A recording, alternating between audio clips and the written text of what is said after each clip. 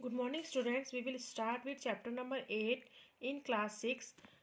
Ashoka, the emperor who gave up war.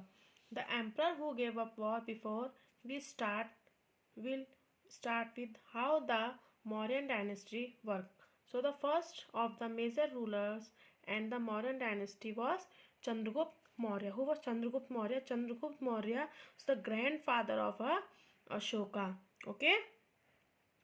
Chandragupta Maurya, he was succeeded by his son Bindusara, who was finally succeeded by his son Ashoka. So, in this chapter, we will later focus on Ashoka. So, now let's understand the Maurya dynasty as such and a little about Chandragupta Maurya. So, Chandragupta Maurya was supported by his wise person, the key man who was Chanakya. Okay, the Chandragupta Maurya was supported by his key, who was Chanakya. Okay, the another name of the Chanakya was Kautilya, and the Kautilya also wrote a book named Arthashastra. In Arthashastra book, the Chanakya explained the various tactics.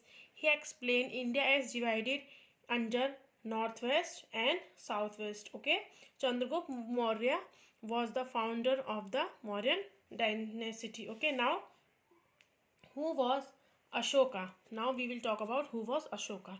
Ashoka was one of the greatest rulers known to history. On his instructions, inscriptions were inscribed on pillars as well as on rock surfaces. Before we find about what was written in this inscription, let us see why his kingdom was called an empire. Okay, now the lions that we see on our notes and coins have a long history. They were carved in stone and placed on the top of massive stone pillar at Sarnath, about which you have read in chapter 7. Okay, you have been reading chapter 7. Okay, in previous chapter you have learned about the Sarnath. Okay, students, we will continue our chapter in our next video.